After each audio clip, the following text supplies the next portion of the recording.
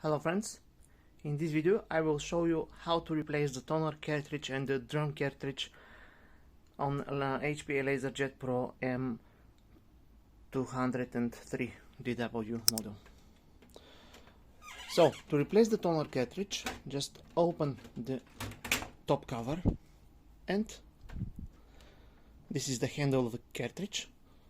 Just take it out this way. You can replace the toner cartridge. Now, if you want to replace the drum cartridge, you have to take out the toner cartridge.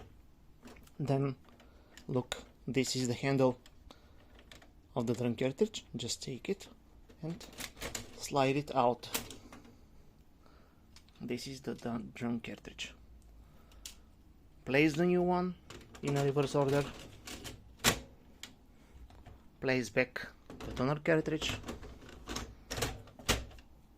and close the top cover, and that's it.